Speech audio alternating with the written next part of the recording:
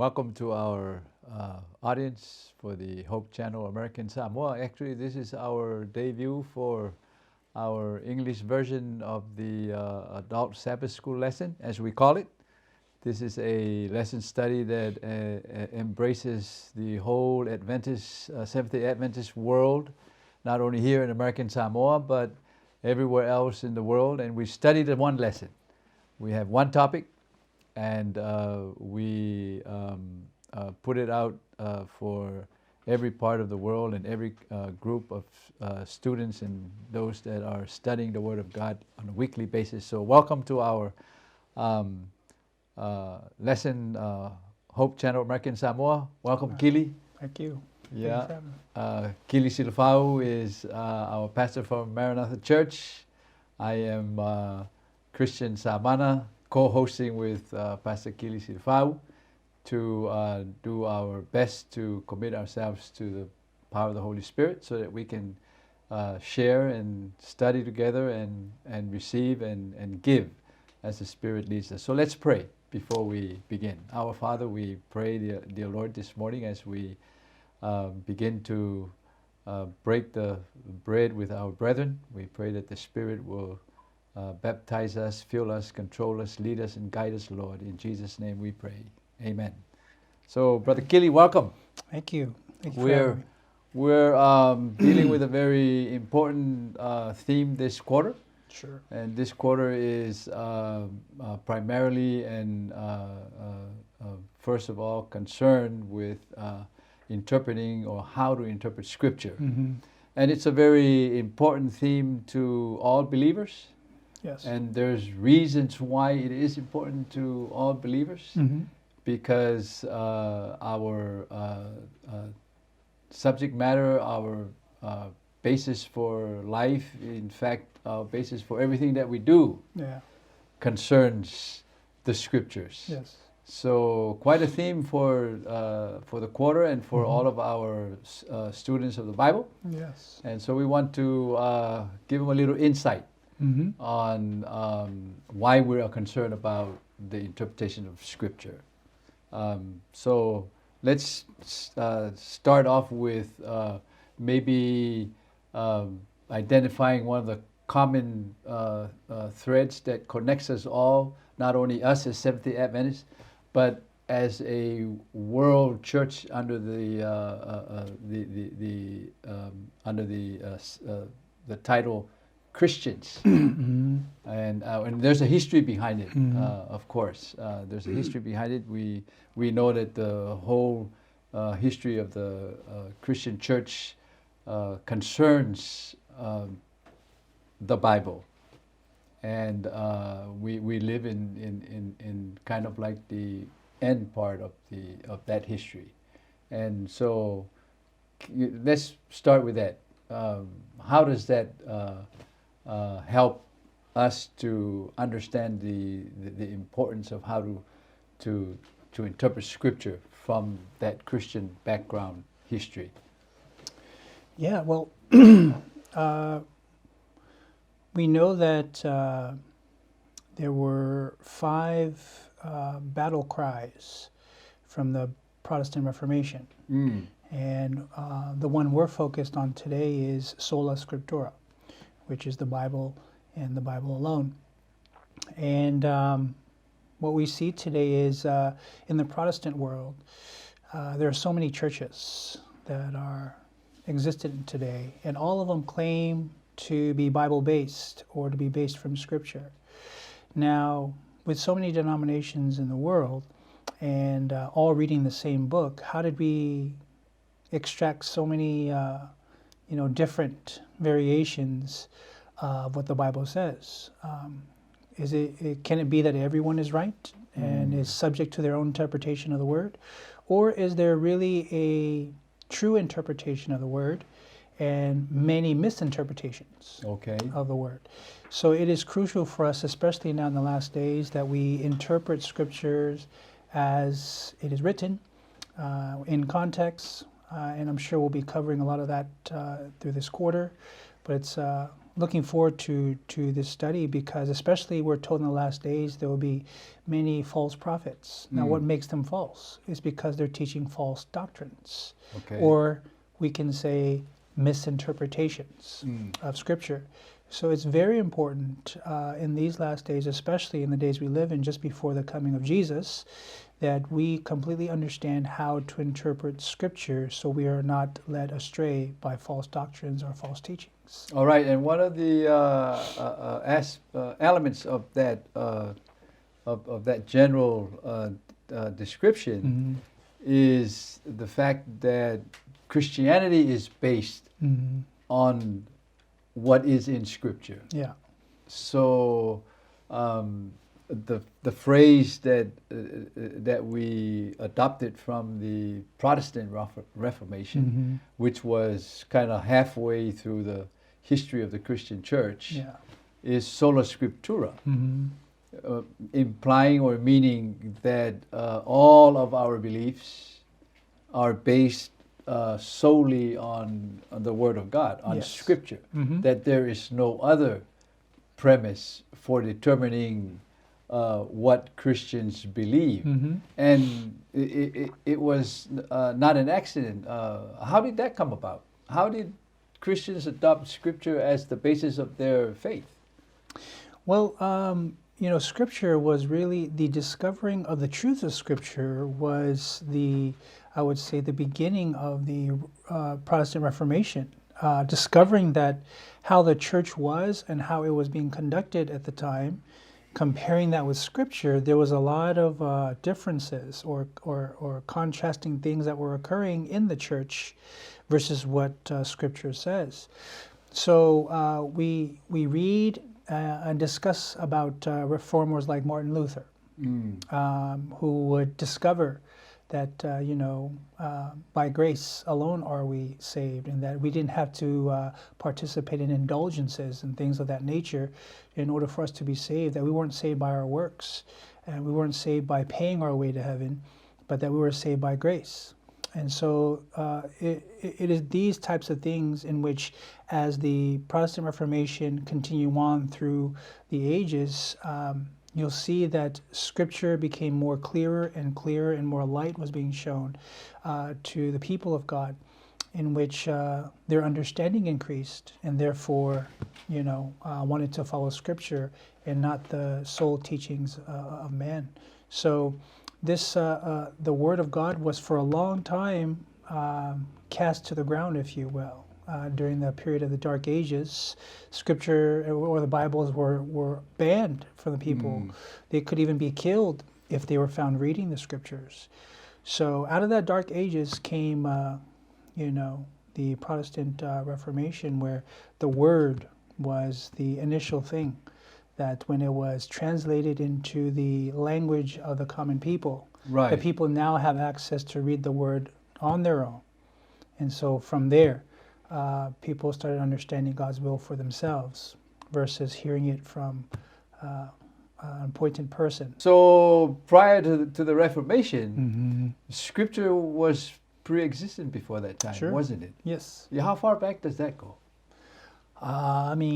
We have 24,600 manuscripts of the Scripture. So it goes pretty far back. Even the time of Jesus, they were reading scrolls of the books of Isaiah. They had the 5 books of Moses there as well. So it can go all the way back to Moses, who wrote the first 5 books of the Bible.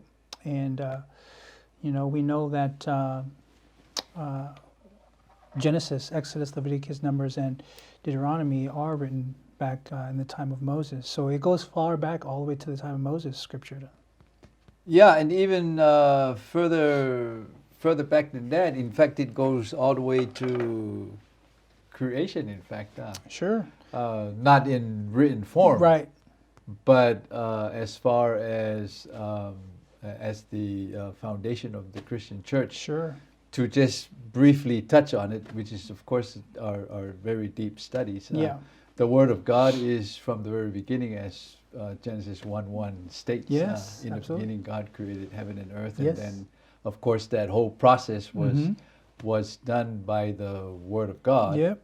which is the principal name of Scripture for us. And those are just some of the things that we wanted to kind of put out there as an intro to the overall concern for this quarter on how to interpret Scripture. So now let's just transition into what we're trying to present for the first lesson of the quarter. Well, of course, we're going to have 13 of them. Yeah. So lesson number 1 is presenting the Scripture as being unique. Mm-hmm. You know, what's a good starting reference point to illustrate or define the uniqueness of Scripture?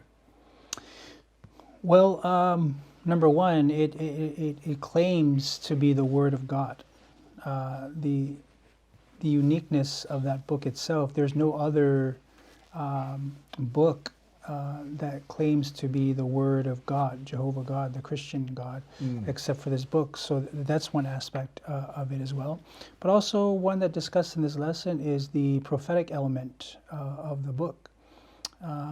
And it makes a lot of claims in Scripture that would definitely take an extraordinary fulfillment from the claims that are in this book. So I would say majorly the major uniqueness of, or I would say in those 2 points, make the Bible unique in that it claims to be the Word of God, and number 2, that it has prophecies in here that claims that such things are going to come to place.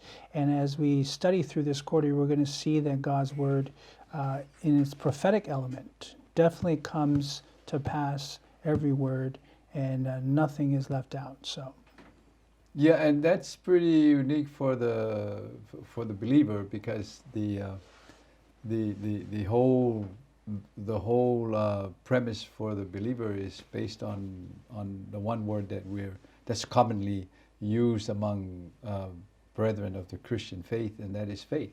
Yeah. Accepting the Word of God primarily and principally because God presented it as His Word. Yeah. So Scripture is unique in that sense, that Scripture claims to be the Word of God. And one of those claims is the Psalms 119 verse 105, which is a very commonly known Scripture that says that Thy Word is a lamp unto my feet and a light unto our path.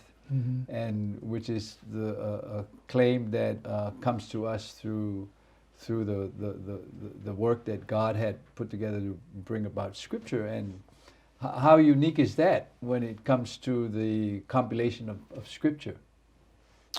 Well, yeah, it's it contains 66 books, and the cohesiveness of all 66 books, written by different authors of different backgrounds and different historical settings, different cultural settings, and the consistency of what you see through the 66 books is unmatched of any book. So it definitely it gives evidence of a divine author. Right. Even though it uses human writers to convey the words in here. So it's definitely a very unique and interesting book when studied, absolutely. So what is that thread that is consistent in Scripture? Yeah, it is a thread about the story of basically a God who loves the human race, who created a human race, I should say.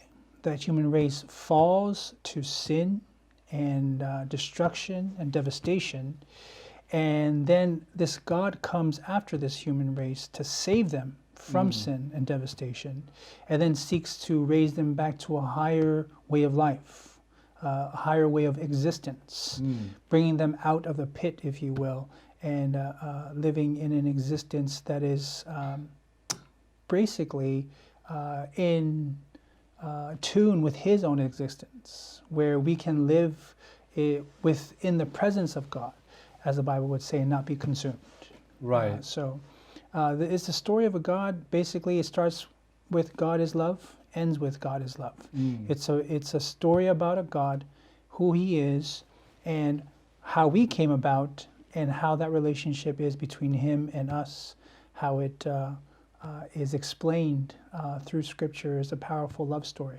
And one of those ways that Scripture presents to prove that point is, and make the claim that Scripture is the living Word, is how it conveys God's messages to His people. Yes. And when we look into the records of the books of Moses, we have one of those examples as we are given in Deuteronomy 32.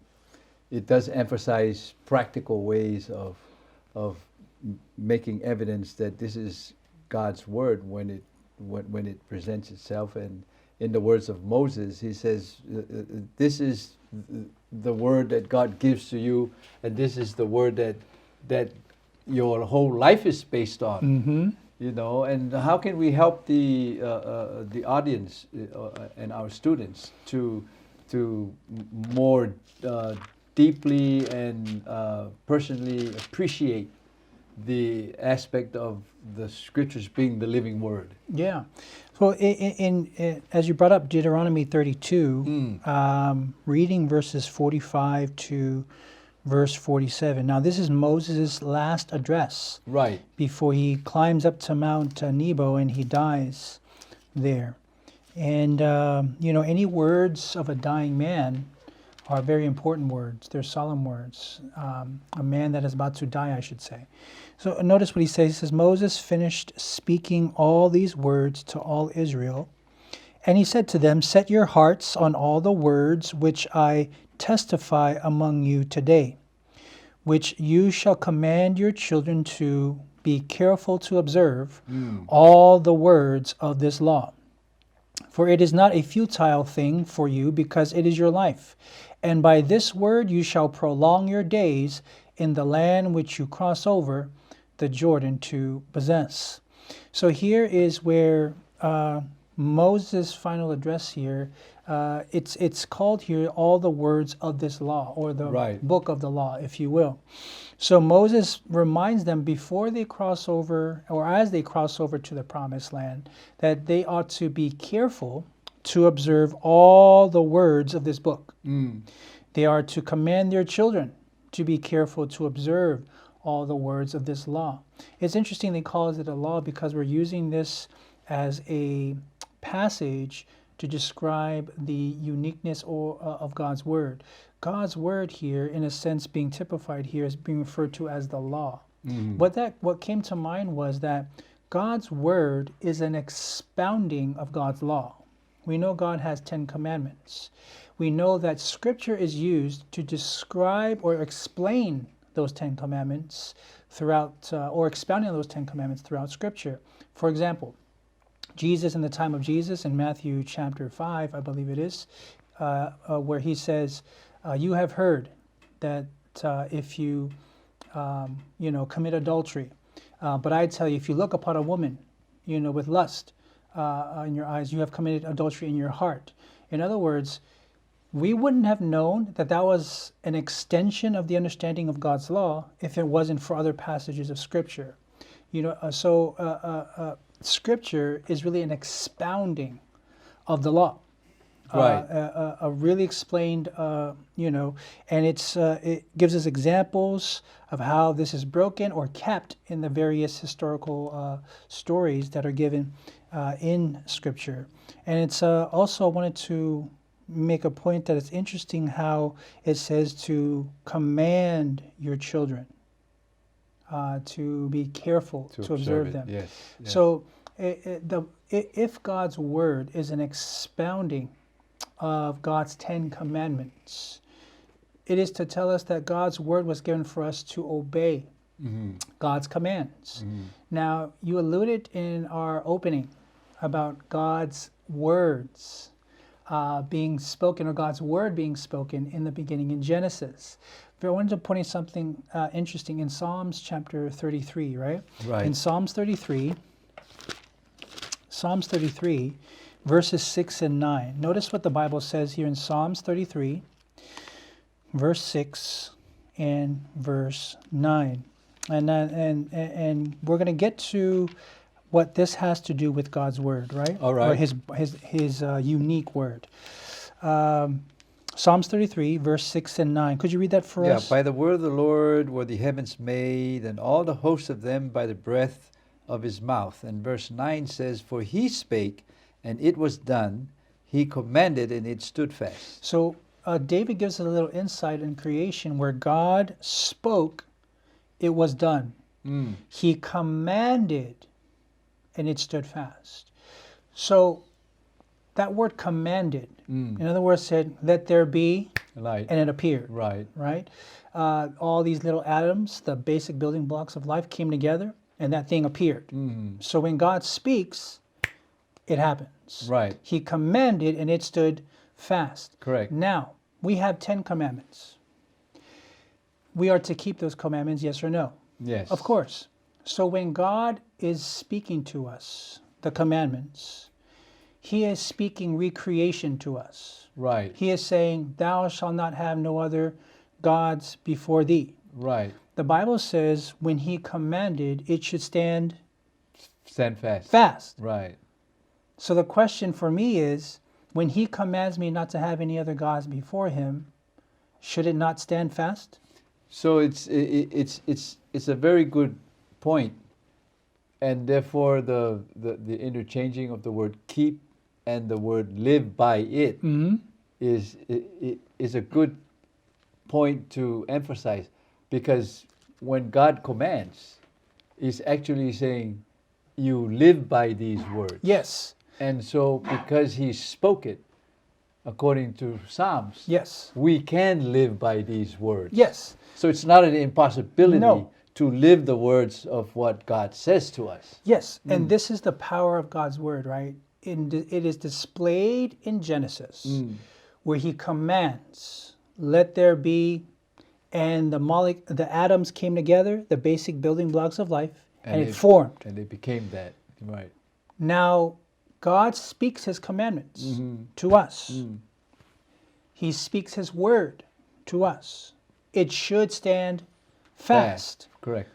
But because God gave us a power of choice, it either stands fast or it takes you 5-10 years for that thing to develop, because it depends on whether we procrastinate in our choices or things of that nature. Right. Now, follow me here in my play of words. Okay.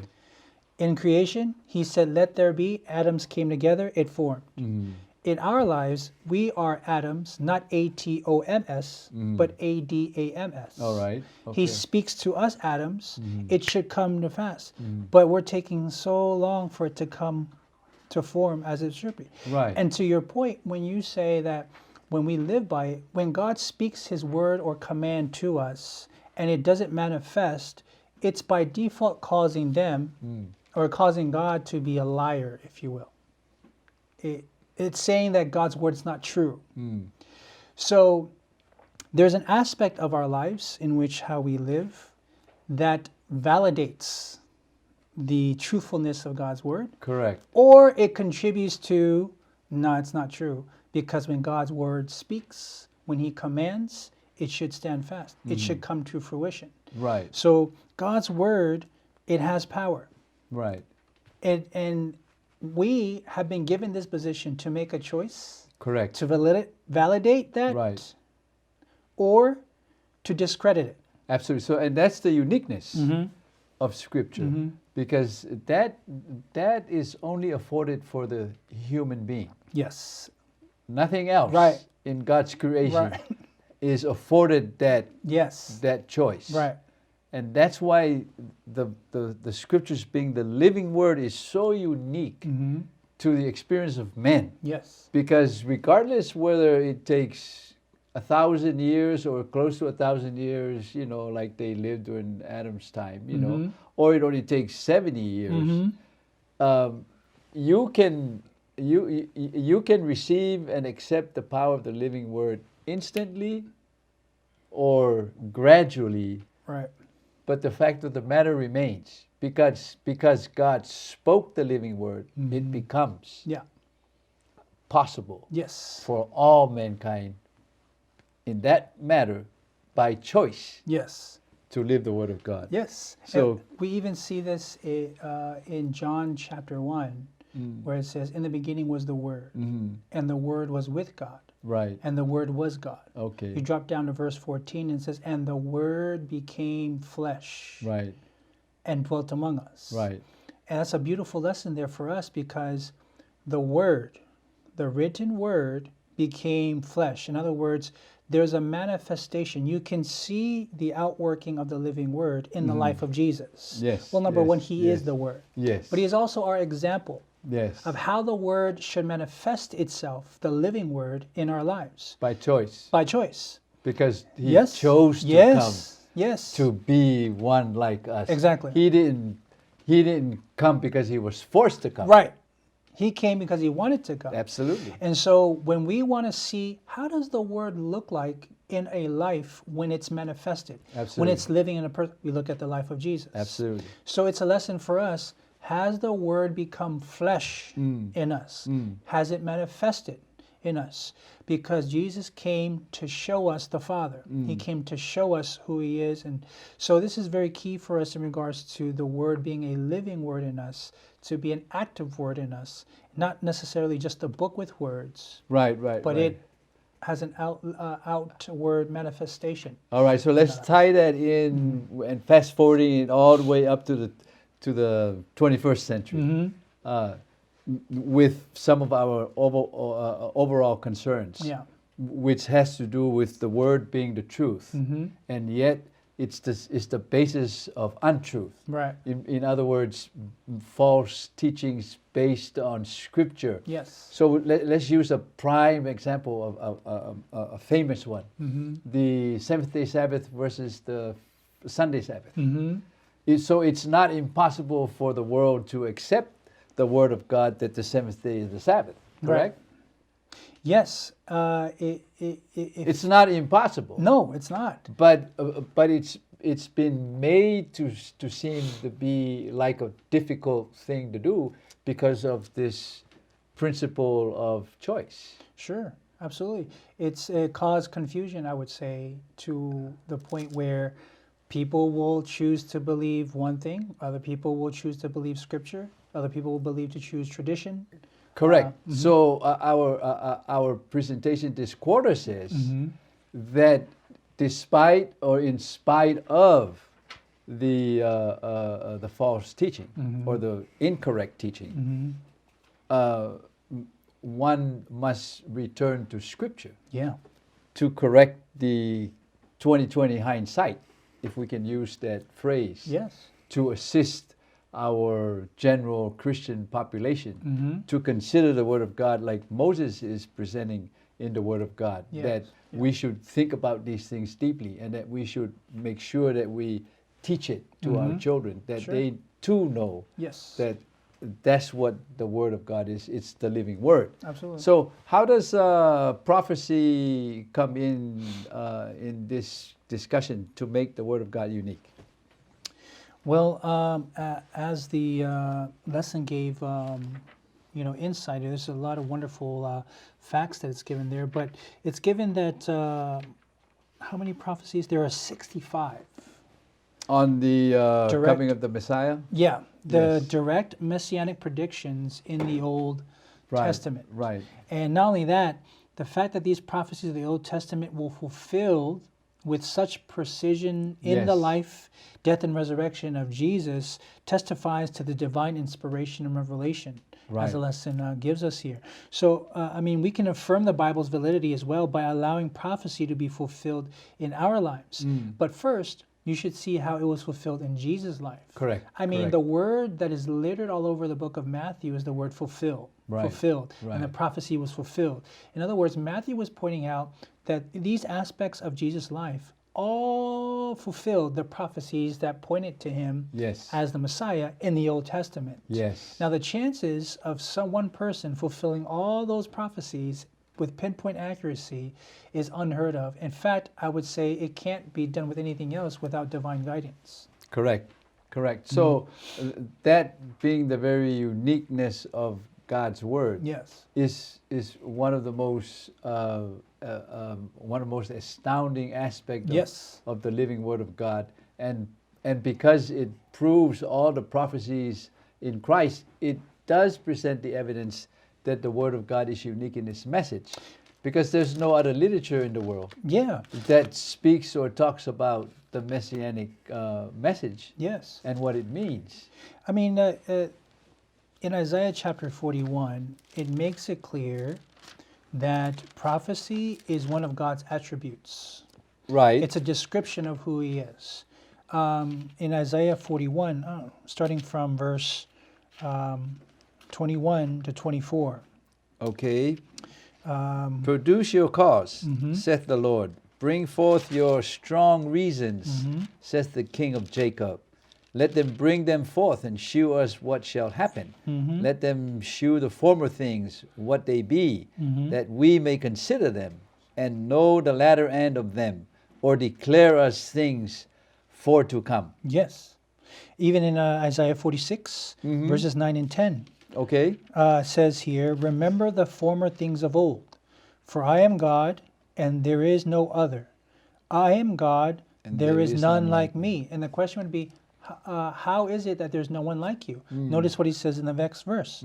Declaring the end from the beginning, and from the ancient times things that are not yet done. God is declaring, he's telling us something about himself. He's saying, do you know why I am God and there's no one like me? Because I can tell you the future. Absolutely. With pinpoint accuracy. Absolutely. Nobody else can do that. Absolutely. So if there are viewers that are watching us that are of worship other gods and things of that nature, God sets a challenge to those gods in Isaiah 41. He says, let your gods tell you the future. And let's see if it all comes to pass with 100% pinpoint accuracy. Absolutely. If he can, he's God. If he can't, those are wooden idols and they're works of nothing, and those who worship him Right. come to nothing. And those idols can include human agents. Absolutely, yeah. As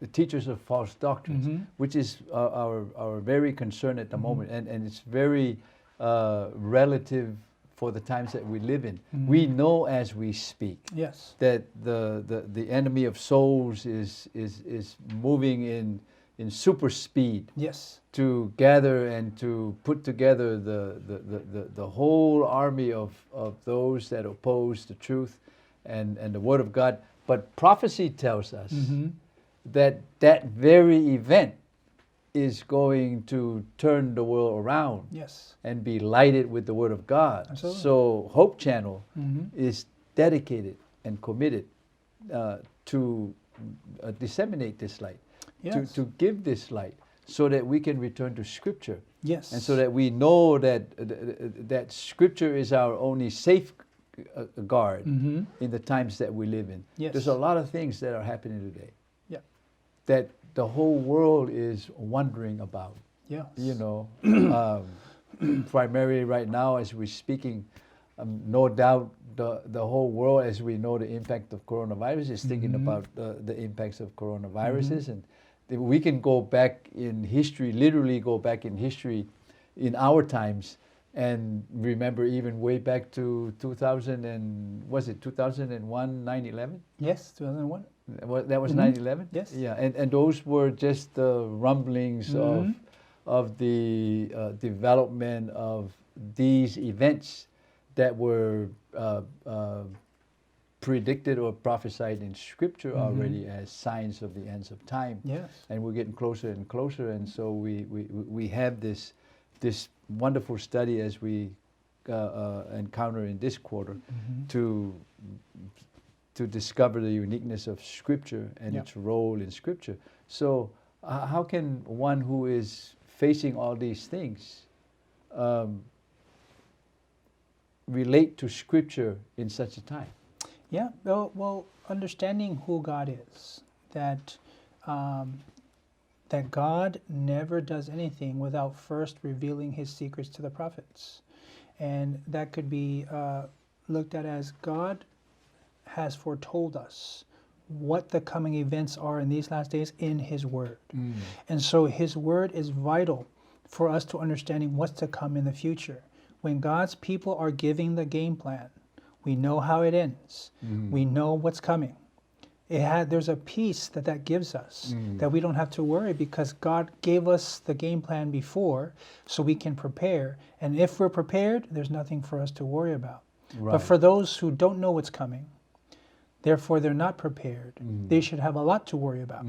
That's why they hoard food, they panic, they do all kinds of things, because they don't know what the future is. But the hope that we have in God's word is that God gives us understanding of what is to come, how to prepare for it, and therefore we walk in peace, though everything else may fall apart. We walk with that peace that God gives us. Right, and this is the role of prophecy, and then we also have history. Yes. That backs up the Word of God, like you mentioned, that the history of the perfect record of fulfillment of prophecies in the life of Christ.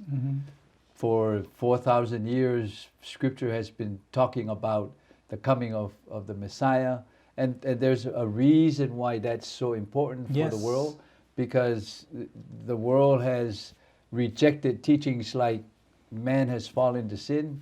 Most of the world today are treating sin as a light matter, but sin is a serious matter. Yes, absolutely. Sin is a serious matter, and only through Scripture can we discover. If we remove Scripture from our lives, in whatever form you relate to Scripture, then the light of the Word of God, like our lesson says, cannot shine in your path, neither guide your feet nor your walk.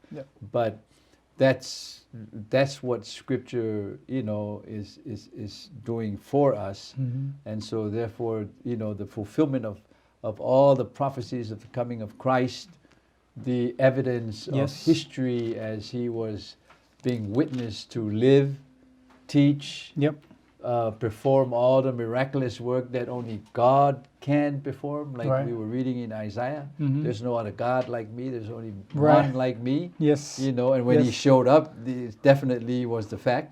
There was none other like him but him. And we know because one of the greatest predictions that was fulfilled that just knocked us all off our feet was when he said, destroy this temple and in 3 days I'll rebuild it. And everybody's like, what?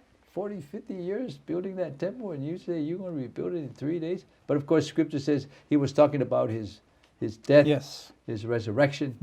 And in 3 days after his death he was resurrected, and that's the power that transforms our lives.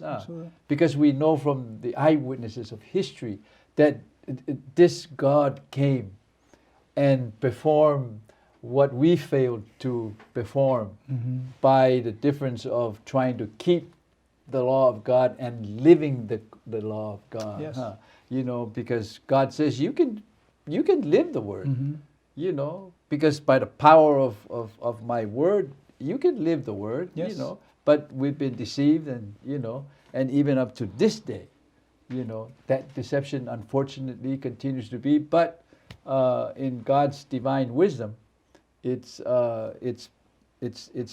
written into the design of salvation, because man has to choose to worship God rather than to be forced to worship God. So those fulfillment really help us at the end times as we live today. We know that coming quickly and coming towards us is the final confrontation of the great controversy, the clash between the immutability of the law of God, the unchanging nature of the law of God, and the doing away of the law of God, because that's one of the main major discrepancies, as we know in scriptural teaching today, that we're concerned about. That the world has taught, especially now we're speaking especially about the Christian world, the Protestant Christian world. We've gotten into the teaching that the law of God is no longer binding and we can't keep the law of God, and which is all contrary to Scripture. But Scripture not only states that heaven and earth will pass away, but not an iota of the law of God will pass away, which includes the seventh-day Sabbath. But we know that from God's providence and the work of the Holy Spirit, that we know that this is the final piece of the conflict. It's between the commandments of God and the commandments of man, and it's fast coming our way. It's fast coming our way, and we believe that those prophecies will be fulfilled. Yes, absolutely. Yeah. What can we say to the folks that are in the middle of this dilemma to close off our study for this first lesson? Well, we have like 2 minutes. First scripture here in 2 Timothy chapter 3 and starting from verse 1. All right. But know this, that in the last days perilous times will come. For men will be lovers of themselves, lovers of money, boasters, proud, blasphemers, disobedient to parents, unthankful, unholy, unloving, unforgiving, slanderers, without self-control, brutal, despisers of good, traitors, headstrong, haughty, lovers of pleasure rather than lovers of God, having a form of godliness, but denying its power. Amen. You can say that that denying its power is denying the Holy Spirit, but also in there is denying the power of God's Word to transform a person. How do we know that? If you go further down in the rest of later on in the same chapter, it says, "But you must continue in the things which you have learned and been assured of, knowing from whom you have learned them, and that from childhood you have known the Holy Scriptures, which are able to make you wise for salvation, through faith which is in Christ Jesus. All Scripture is given by inspiration of God, and is profitable for doctrine, for reproof, for correction, for instruction in righteousness, that the man of God may be complete, thoroughly equipped for every good work." Amen. So here it is that in this time of the last days that we're living in, where there's so much moral downfall, Timothy reminds us here, Paul reminds us here in the book of Timothy, don't forget the Holy Scriptures that makes you wise unto salvation. But also don't forget, what is its purpose? For doctrine, reproof, correction, instruction in righteousness. Why? Yes. That the man of God may be complete. Yes. Thoroughly equipped for every good work. In other words, manifestation of the Word of God in his life. Amen. So we know that Scripture is the Word of God. We know that it has the power to transform our lives. We know that the Word of God stands forever. And our purpose here at Hope Channel America in Samoa is to join hands with all who are throughout the world, in every country, every nation, every language, every kindred, to proclaim the message of God, that the Word of God is still true. All the prophecies of the Word of God will come to pass. And every believer that adheres to the Word of God will be saved. Every one that calls on the name of Jesus will be saved. Amen. But we cannot be saved in sin. We are saved from sin. Amen. So we here would bless you with the prayer as we close, and pray with you together at this moment, and say, our Lord and Father Jesus Christ, which art in heaven, we pray that at the closing of this lesson, we will prepare us, Lord, for our next study. And as we move into the final events of this world, prepare us, Lord, with the truth of your word. And we thank you for being with us. In Jesus' name we pray. Amen. Amen.